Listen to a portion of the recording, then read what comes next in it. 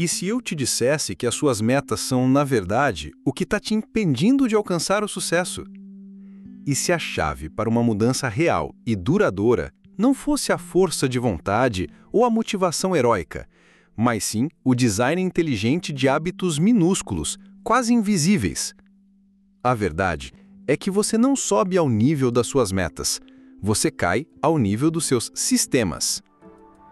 Olá, ouvinte! Muito bem-vindo ao Top Resumo de Livros, o podcast dedicado a extrair as ideias mais poderosas dos melhores livros do mundo, para que você possa transformar sua vida, um resumo de cada vez.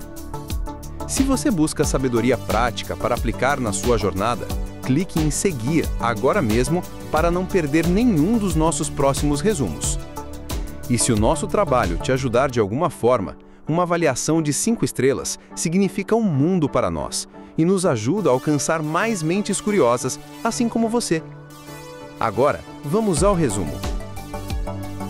Hoje, vamos desvendar um dos livros mais transformadores sobre produtividade e autoaperfeiçoamento já escritos. Estamos falando de Hábitos Atômicos, de James Clear. Esse não é apenas mais um livro sobre criar bons hábitos e quebrar os maus. É um manual de instruções para redesenhar sua vida, tijolo por tijolo, a partir de mudanças tão pequenas que parecem insignificantes. A palavra atômico aqui tem 2 significados. Primeiro, refere-se a algo extremamente pequeno, uma unidade minúscula de um sistema maior. E segundo, refere-se à fonte de uma energia imensa, de um poder extraordinário. Essa é a essência da filosofia de James Clear. Pequenas mudanças, os hábitos atômicos, quando aplicadas de forma consistente, geram resultados notáveis e explosivos. Para entender o poder disso, Clear nos apresenta a história do ciclismo britânico.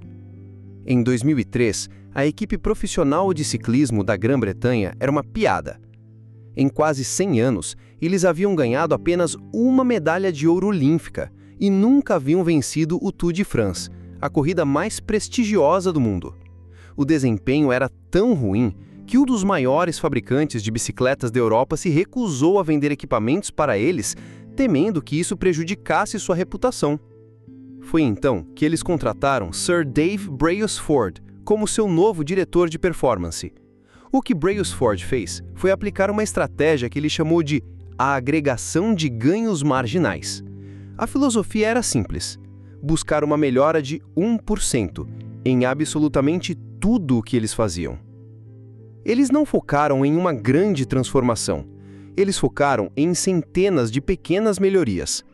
Começaram com o óbvio: redesenharam os assentos das bicicletas para serem mais confortáveis, aplicaram álcool nos pneus para melhor aderência. Mas não pararam por aí. Eles testaram diferentes tecidos em um túnel de vento para encontrar os mais aerodinâmicos. Testaram diferentes géis de massagem para ver qual recuperava os músculos mais rápido. Contrataram um cirurgião para ensinar os ciclistas a lavar as mãos corretamente para evitar resfriados e infecções. Pintaram o interior do caminhão da equipe de branco para identificar mais facilmente qualquer poeira que pudesse comprometer a performance das bicicletas. Eles até descobriram o travesseiro e o colchão que proporcionavam a melhor noite de sono para cada atleta e os levavam para os hotéis onde a equipe se hospedava. A lista de melhorias era interminável e cada uma, por si só, parecia trivial, insignificante. Mas o que aconteceu depois foi tudo menos insignificante. Os resultados vieram mais rápido do que qualquer um poderia imaginar. Em apenas 5 anos, nas Olimpíadas de Pequim em 2008, a equipe de ciclismo britânico dominou o evento, ganhando 60% das medalhas de ouro disponíveis. 4 anos depois, em Londres, eles quebraram 9 recordes olímpicos e 7 recordes mundiais. E em 2012, Bradley Wiggins se tornou o primeiro ciclista britânico a vencer o Tour de France. No ano seguinte, seu colega de equipe, Chris Froome, venceu, e eles continuaram a vencer nos anos seguintes. Em um período de 10 anos, o ciclismo britânico passou de uma das piores equipes do mundo para uma das mais dominantes da história do esporte. Como? Através do poder dos hábitos atômicos. através da agregação de centenas de melhorias de 1%. Essa matemática é surpreendente. Se você melhorar apenas 1% a cada dia durante um ano, ao final, você será 37 vezes melhor. E o contrário também é verdade. Se você piorar 1% a cada dia, ao final do ano, você estará praticamente no zero. O que começa como uma pequena vitória ou uma pequena derrota se acumula em algo muito maior. Os hábitos são o juro composto do autoaperfeiçoamento. E isso nos leva ao primeiro grande insight do livro, que desafia tudo o que nos ensinaram sobre alcançar o sucesso. Esqueça as metas, foque nos sistemas. Qual é a diferença? Se você é um técnico, sua meta pode ser ganhar o campeonato. Seu sistema é como você recruta jogadores, gerencia seus assistentes e conduz os treinos todos os dias. Se você é um escritor, sua meta é escrever um livro. Seu sistema é a sua rotina de escrita, a frequência com que você escreve, o seu processo de edição. Se você é um empreendedor, sua meta é construir um negócio de $1 milhão. Seu sistema é como você testa ideias de produtos, contrata funcionários e conduz campanhas de marketing. Metas são sobre os resultados que você quer alcançar. Sistemas são sobre os processos que levam a esses resultados. James Clear argumenta que focar apenas nas metas é um erro por várias razões. Primeiro, vencedores e perdedores têm as mesmas metas. Todo atleta olímpico quer ganhar a medalha de ouro. Toda empresa quer ser a líder de mercado. Ter a meta não é o que te diferencia. O que te diferencia é o sistema de melhoria contínua que você segue. Segundo, atingir uma meta é apenas uma mudança momentânea. Imagine que seu quarto está uma bagunça e sua meta é limpá-lo. Você reúne energia e o arruma. Ótimo! Mas se você mantiver os mesmos hábitos bagunceiros que levaram à desordem, em breve o quarto estará uma bagunça de novo. Você está tratando o sintoma, não a causa. A meta era limpar o quarto, mas o sistema é a sua rotina de limpeza diária. Terceiro, as metas restringem a sua felicidade. A suposição implícita por trás de uma meta é: quando eu atingir essa meta, serei feliz. Isso adia a felicidade e cria uma mentalidade de tudo ou nada. Ou você atinge a meta e é um sucesso, ou você falha e é um fracasso. Mas quando você se apaixona pelo processo, pelo sistema, você não precisa esperar para se sentir bem. O sistema te dá pequenas vitórias todos os dias. O progresso em si se torna recompensa. E, finalmente, as metas podem criar um efeito ioiô. Muitos corredores treinam por meses para uma maratona. Assim que cruzam a linha de chegada, a meta se foi. E o que acontece? Eles param de treinar. A meta os mantinha em movimento, mas quando ela é alcançada, a motivação desaparece. Quando você foca no sistema, o objetivo não é correr uma maratona. O objetivo é se tornar um corredor. E um corredor continua correndo. O propósito de definir metas é vencer o jogo. O propósito de construir sistemas é continuar jogando o jogo. A verdadeira mentalidade de longo prazo é a mentalidade sem metas. Não se trata de uma única conquista, se trata do ciclo de refinamento e melhoria contínua. No final, é o seu compromisso com o processo que determinará o seu progresso. Mas há uma armadilha aqui. Quando começamos a aplicar pequenas melhorias, os resultados não são imediatos, e isso pode ser frustrante. James Clear chama isso de o platô do potencial latente.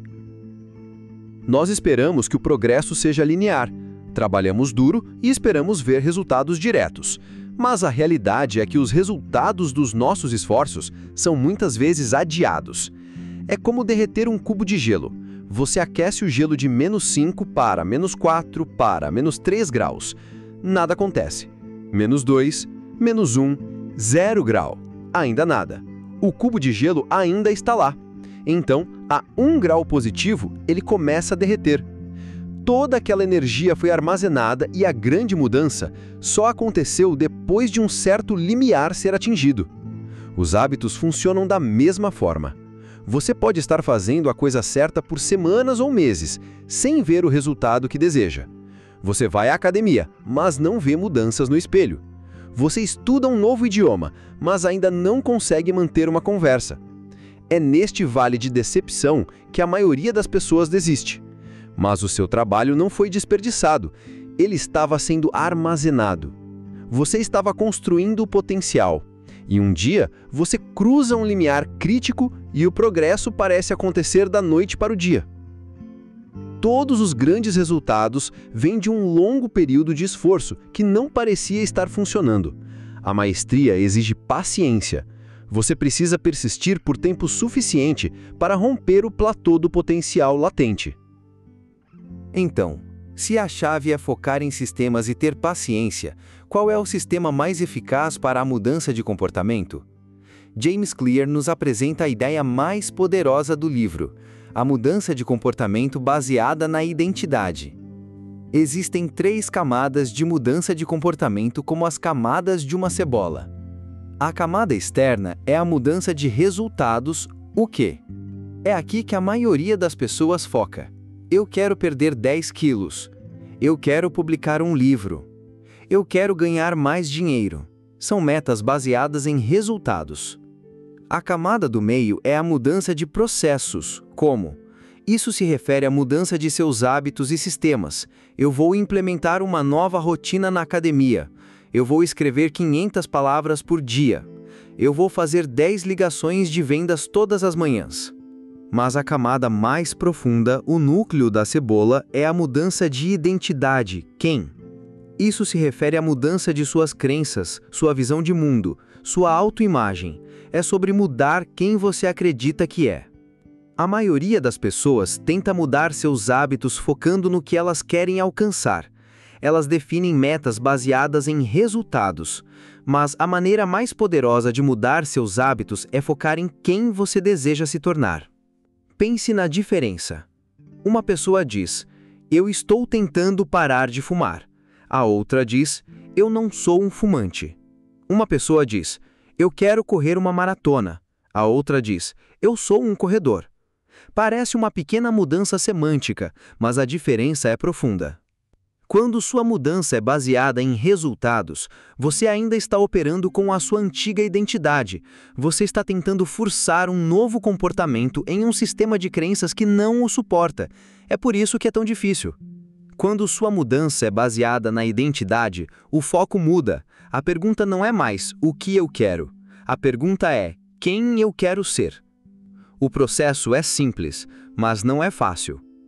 Decida o tipo de pessoa que você quer ser. Prove isso para si mesmo com pequenas vitórias. Você quer se tornar uma pessoa saudável? Uma pessoa saudável não tenta fazer escolhas saudáveis. Ela simplesmente faz porque é quem ela é. Então, a cada vez que você escolhe a salada em vez da batata frita, você está lançando um voto para a sua nova identidade. A cada vez que você sobe as escadas em vez de pegar o elevador, você está reforçando a crença: eu sou uma pessoa saudável. Você quer se tornar um escritor? Um escritor escreve. A cada vez que você senta e escreve, mesmo que seja apenas um parágrafo, você está lançando um voto para a identidade de escritor. Seus hábitos são a personificação da sua identidade. Cada ação que você toma é um voto para o tipo de pessoa que deseja se tornar. Nenhuma instância única irá transformar suas crenças, mas à medida que os votos se acumulam, a evidência da sua nova identidade começa a crescer. O verdadeiro objetivo de construir hábitos não é ter uma casa mais limpa, ou um corpo mais forte, ou mais dinheiro. O verdadeiro objetivo é se tornar o tipo de pessoa que alcança essas coisas como um subproduto de quem ela é. O comportamento que não é congruente com o seu eu não durará. Você pode querer mais dinheiro, mas se sua identidade é a de alguém que consome em vez de criar, você continuará a ser puxado para os gastos excessivos. Você pode querer ser saudável, mas se continuar a priorizar o conforto em vez do esforço, você será atraído para relaxar em vez de treinar. A mudança real de comportamento é a mudança de identidade. Você pode começar um hábito por causa da motivação, mas a única razão pela qual você o manterá é se ele se tornar parte da sua identidade. Qualquer um pode se convencer a ir à academia ou a comer de forma saudável 1 ou 2 vezes, mas se você não mudar a crença por trás do comportamento, é difícil manter as mudanças a longo prazo. Então, a questão é: como construirmos hábitos que reforçam nossa identidade desejada? Para responder a isso, nós precisamos primeiro entender como um hábito funciona. James Clear simplifica a ciência por trás dos hábitos em um ciclo de 4 etapas, que ele chama de o loop do hábito. Esses 4 passos são a espinha dorsal de todo hábito, e nosso cérebro passa por eles na mesma ordem todas as vezes. O primeiro passo é o gatilho, ou a deixa. O gatilho é um sinal que seu cérebro recebe do ambiente que o impulsiona a iniciar um comportamento. É um pedaço de informação que prevê uma recompensa. Nossos ancestrais prestavam atenção em gatilhos que sinalizavam a localização de recompensas primárias, como comida, água e sexo. Hoje, prestamos atenção em gatilhos que prevêem recompensas secundárias, como dinheiro, fama, amor e amizade. O som de notificação do seu celular é um gatilho. O cheiro de café pela manhã é um gatilho. Ver um pacote de biscoitos na bancada é um gatilho. O segundo passo é o desejo. O desejo é a força motivacional por trás de todo o hábito. Sem algum nível de desejo ou anseio, não temos razão para agir. O que você deseja não é o hábito em si, mas a mudança de estado que ele proporciona. Você não deseja fumar um cigarro, você deseja a sensação de alívio que ele traz. Você não deseja ligar a televisão, você deseja a sensação de entretenimento ou distração. Todo desejo está ligado a uma vontade de mudar seu estado interno. O terceiro passo é a resposta. A resposta é o hábito real que você executa, que pode ser um pensamento ou uma ação.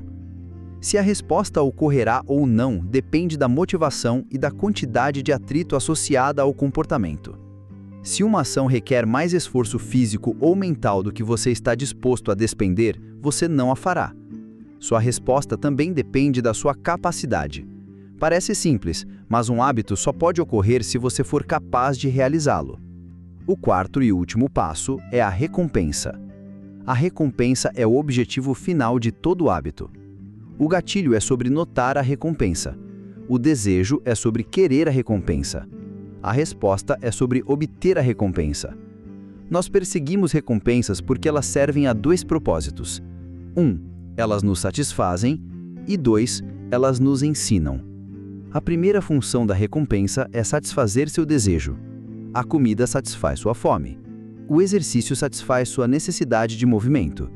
A recompensa proporciona alívio. Mas a função mais importante da recompensa é ensinar quais ações valem a pena serem lembradas no futuro. Seu cérebro é um detector de recompensas.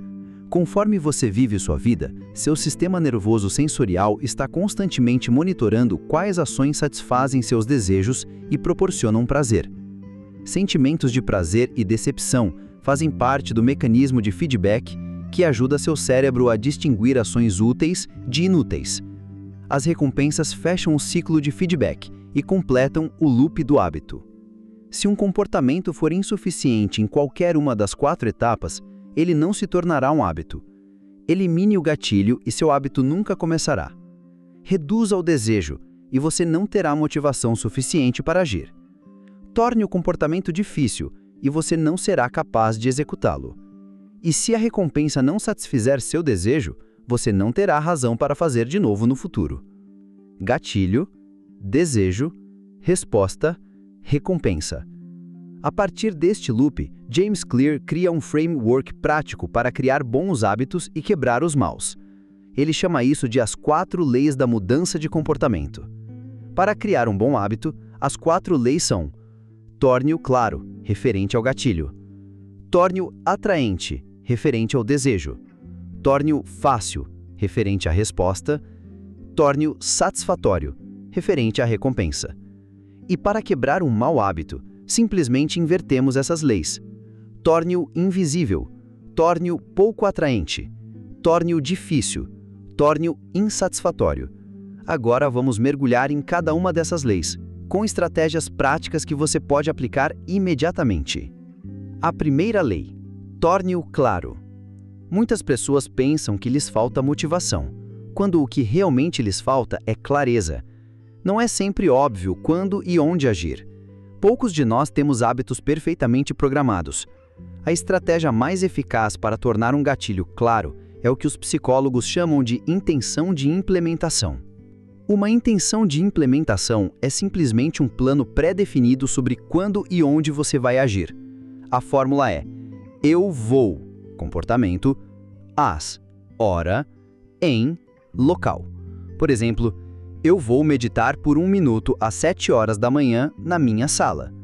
Eu vou estudar espanhol por 20 minutos às 18 horas na minha escrivaninha. Eu vou fazer 15 flexões na hora do almoço ao lado da minha mesa de trabalho. Estudos mostram que as pessoas que preenchem essa simples frase têm uma probabilidade 2 a 3 vezes maior de seguir com suas intenções. Por quê? Porque isso responde às perguntas quando e onde. Isso remove a ambiguidade. Você não precisa mais esperar a inspiração chegar. O plano já está feito. O gatilho é claro. Você pode levar isso um passo além com uma técnica que Clear chama de empilhamento de hábitos. Em vez de parear o seu novo hábito com um tempo e local específicos, você o pareia com o hábito que você já faz todos os dias. A fórmula é: depois de hábito atual, eu vou novo hábito. Por exemplo, depois de servir minha primeira xícara de café da manhã, eu vou meditar por 1 minuto. Depois de tirar meus sapatos de trabalho, eu vou imediatamente vestir minhas roupas de ginástica. Depois de me sentar para jantar, eu vou dizer uma coisa pela qual sou grato hoje. O segredo é escolher o hábito atual certo para ancorar o novo. Ele deve ter a mesma frequência e ocorrer no momento do dia que faça sentido para o novo hábito.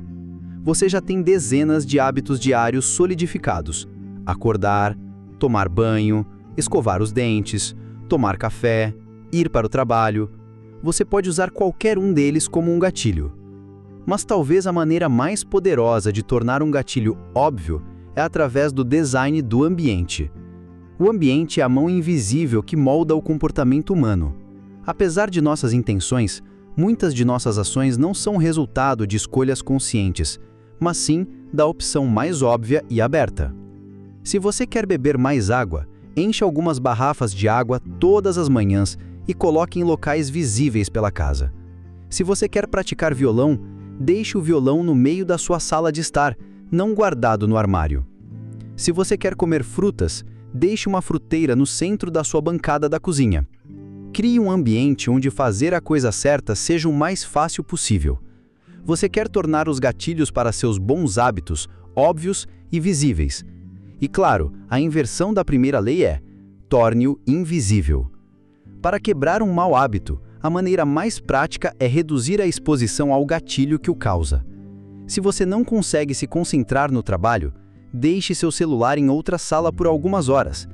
Se você está sempre comendo besteiras, não as compre. Se elas não estiverem na sua casa, você não pode comê-las. Se você passa muito tempo assistindo televisão, tire a TV do seu quarto. É mais fácil evitar a tentação do que resistir a ela. A autodisciplina é uma batalha de curto prazo. O design do ambiente é uma solução de longo prazo. Redesenhe sua vida para que os gatilhos que impulsionam seus bons hábitos sejam óbvios e os gatilhos que impulsionam seus maus hábitos sejam invisíveis. Esse é o primeiro passo. A segunda lei: torne-o atraente.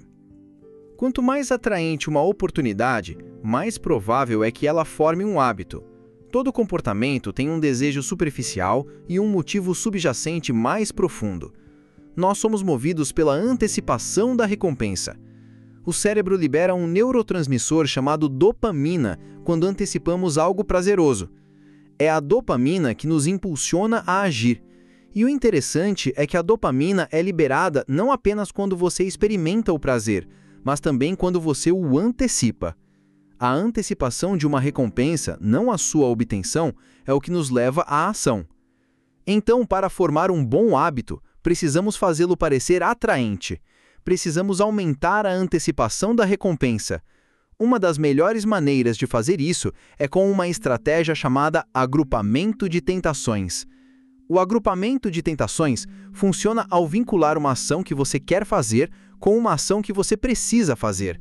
A fórmula é: depois de hábito atual, eu vou hábito que eu preciso.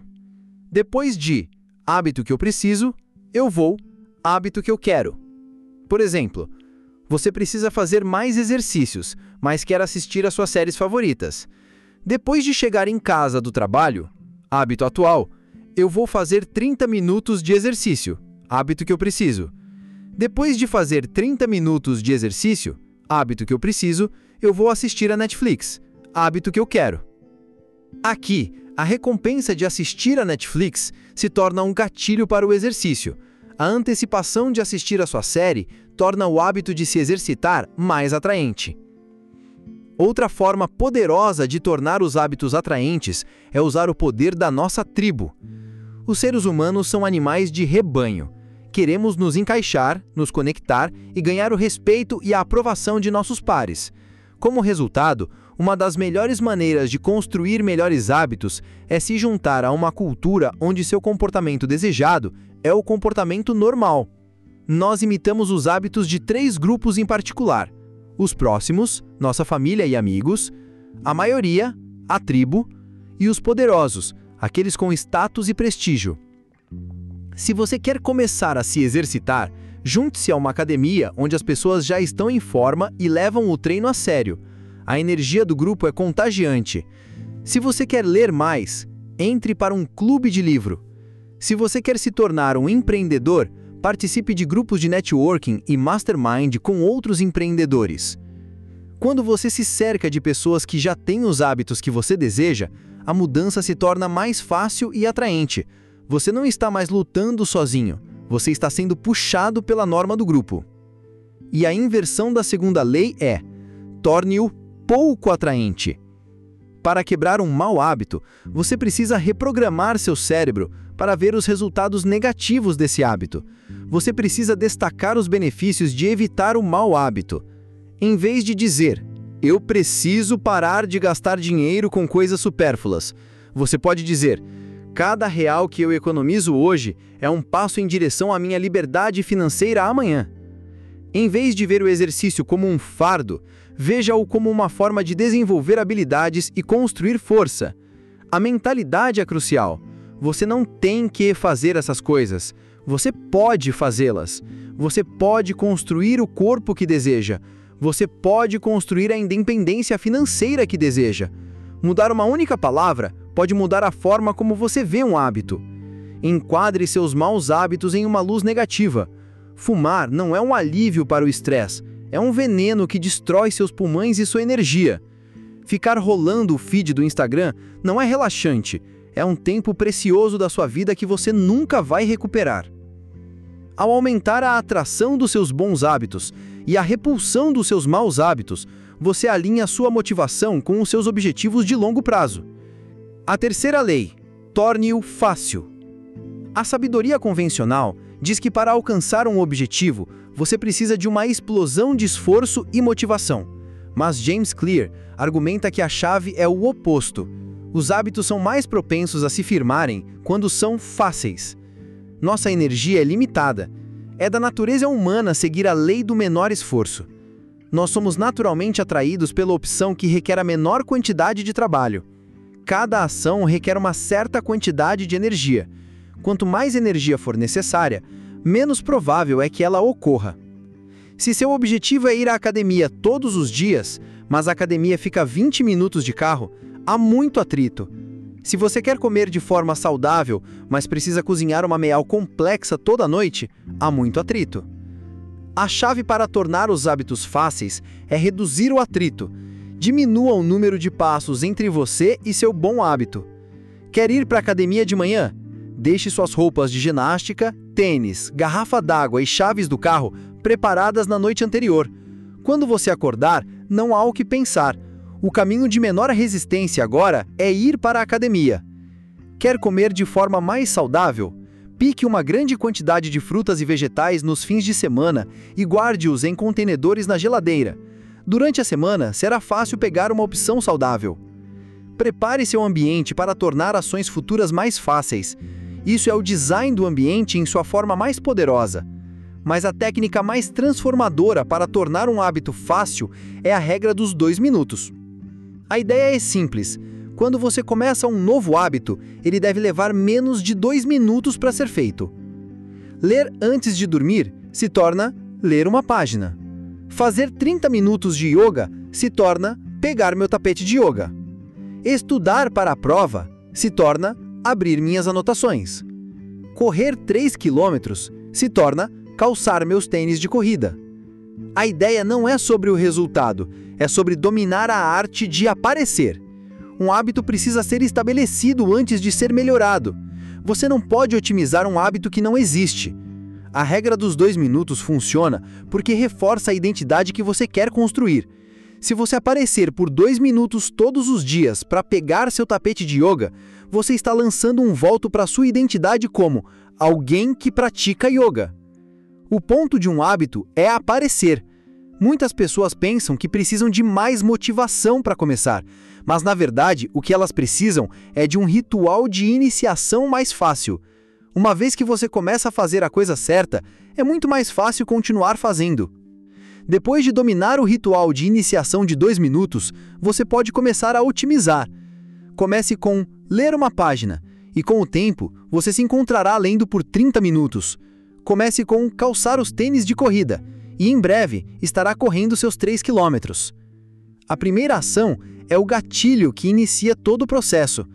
Torne esse primeiro passo o mais fácil possível. A inversão da terceira lei é: torne-o difícil. Para quebrar um mau hábito, você precisa aumentar o atrito entre você e o comportamento. Se você assiste muita TV, desconecte-a da tomada após cada uso. Na próxima vez que quiser assistir, você terá que conectá-la de novo. Esse pequeno atrito pode ser suficiente para te fazer pensar 2 vezes. Se você gasta muito tempo no celular, delete os aplicativos de redes sociais. Se quiser usá-los, terá que acessá-los pelo navegador, o que é uma experiência muito pior e mais lenta até. Se você gasta muito com compras por impulso, use a regra de esperar 24 horas para qualquer compra não essencial. Aumente o atrito entre o impulso e a ação. Uma ferramenta poderosa aqui é o dispositivo de compromisso. É uma escolha que você faz no presente que bloqueia seu comportamento ruim no futuro. Pedir para ser colocado na lista de exclusão de um cassino ou de sites de apostas é um dispositivo de compromisso. Congelar seu cartão de crédito em um bloco de gelo é um dispositivo de compromisso. Aumente o atrito para os maus hábitos. Diminua o atrito para os bons. Torne fácil fazer o que é bom para você e difícil fazer o que não é. A quarta lei: torne-o satisfatório. Um comportamento que é imediatamente recompensado tende a ser repetido. Um comportamento que é imediatamente punido tende a ser evitado. Essa é a regra cardinal da mudança de comportamento. O problema é que, para os bons hábitos, a recompensa é muitas vezes adiada. Você se exercita hoje, mas o corpo em forma só virá meses depois.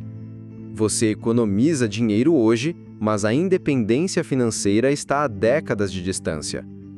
Para os maus hábitos, a recompensa é imediata, mas as consequências são adiadas. Fumar um cigarro te dá um alívio imediato, mas o câncer de pulmão leva anos para se desenvolver. Comer um donut é prazeroso no momento, mas o ganho de peso acontece gradualmente.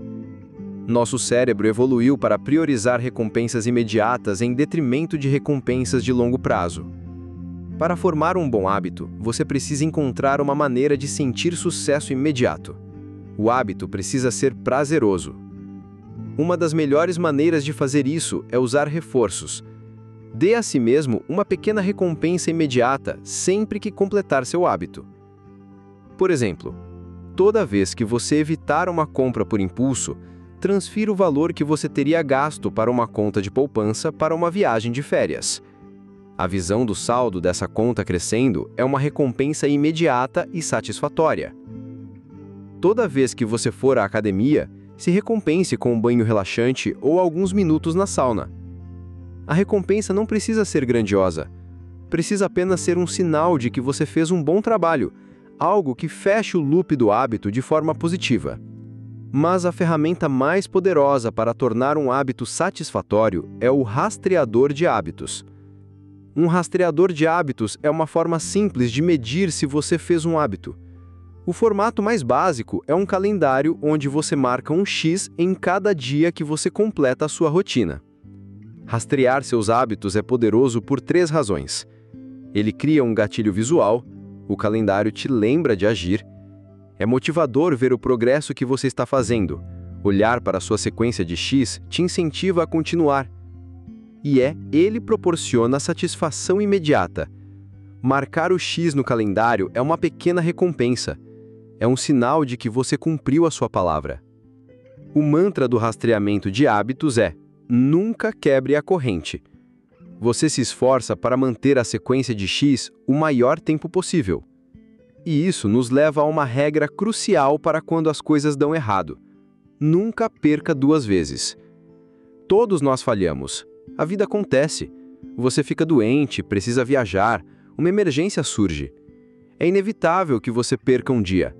Mas a diferença entre os vencedores e os perdedores é a rapidez com que eles voltam para o caminho certo. Perder uma vez é um acidente. Perder 2 vezes é o começo de um novo hábito, ruim. O primeiro erro não é o que te destrói. É a espiral de erros repetidos que se segue.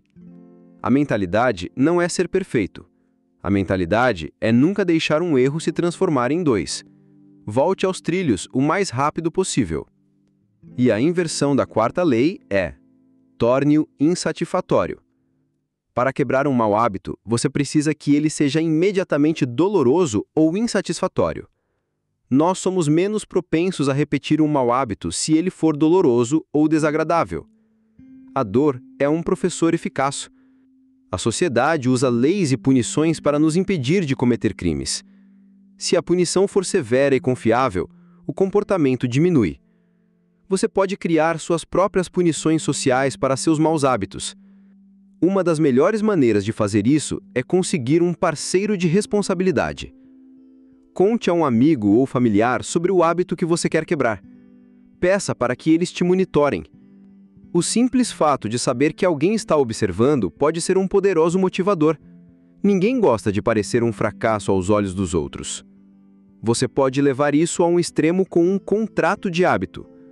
Um contrato de hábito é um acordo verbal ou escrito no qual você declara seu compromisso com o hábito específico e a punição que ocorrerá se você não o seguir. Brian Harris, o empreendedor de Nashville, levou isso a sério.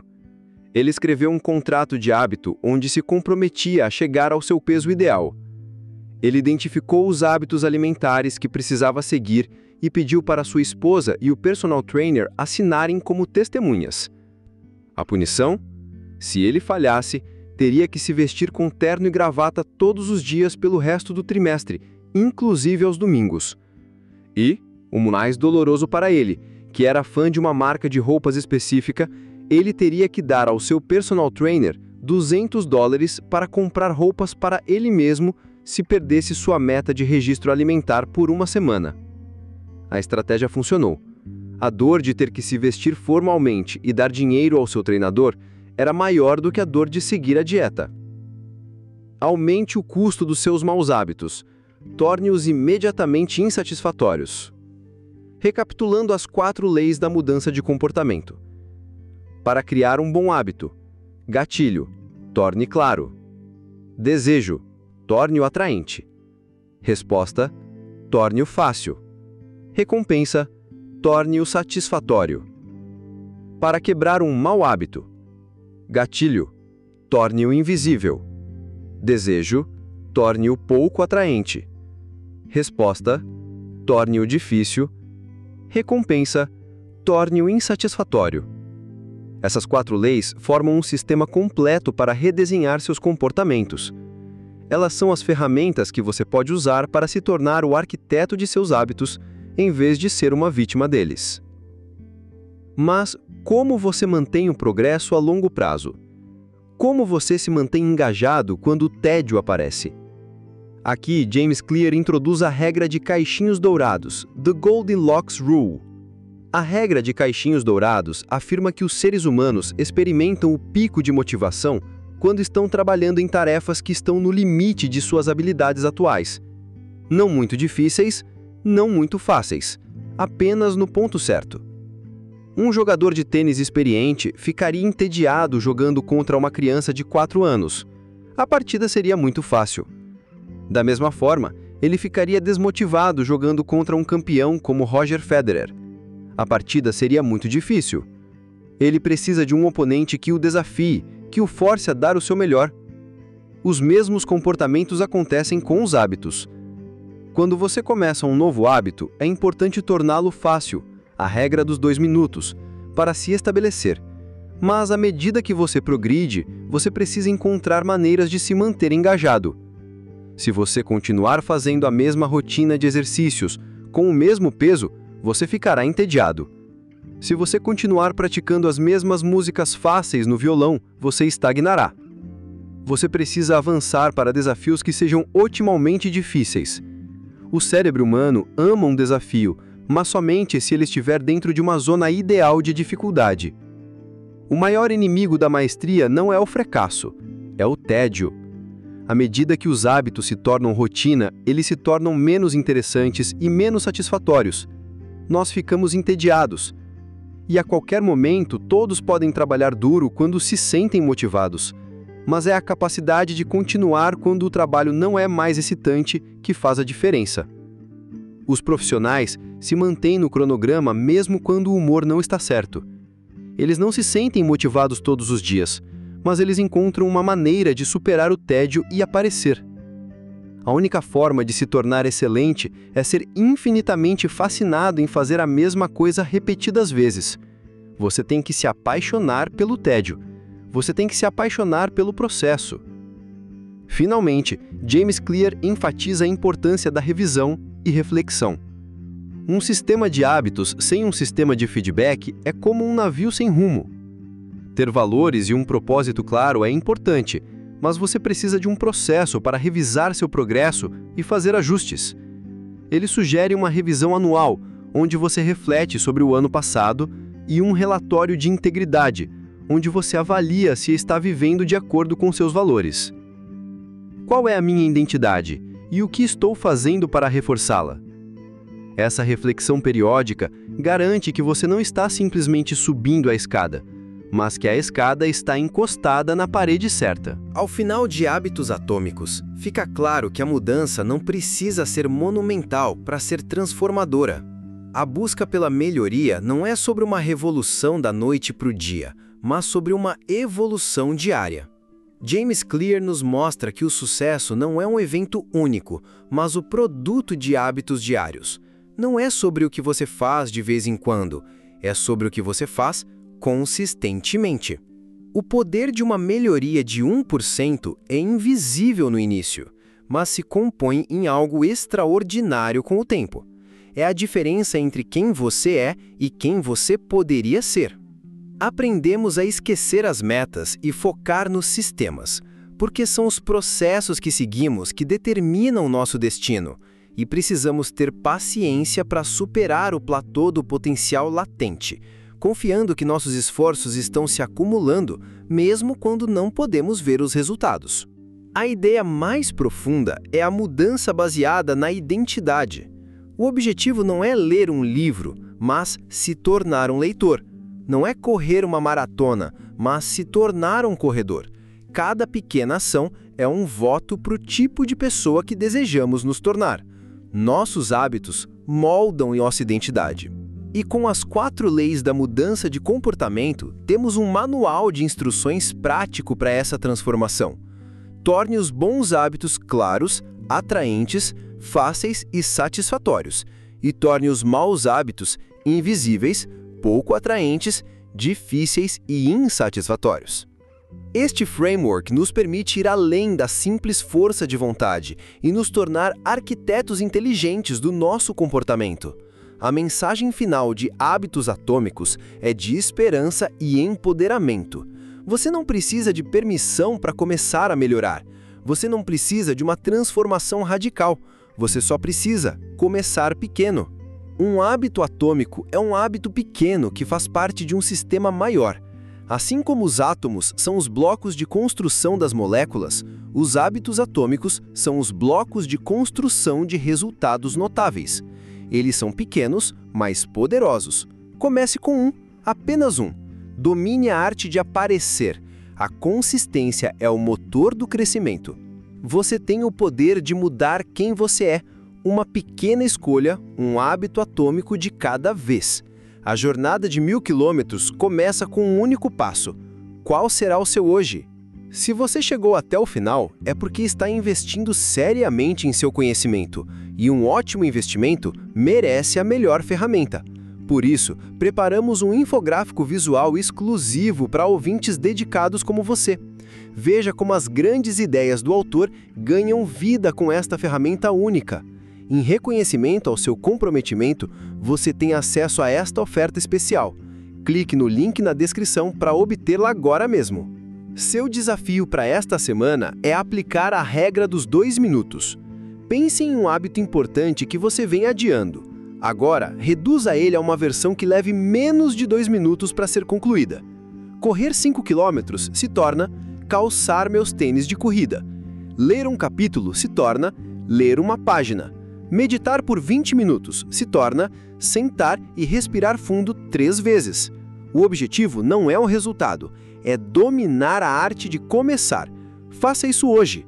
E quando você sentir o poder deste pequeno passo, compartilhe este resumo com uma pessoa que você ama, para que ela também possa começar a construir uma vida melhor, um hábito atômico de cada vez.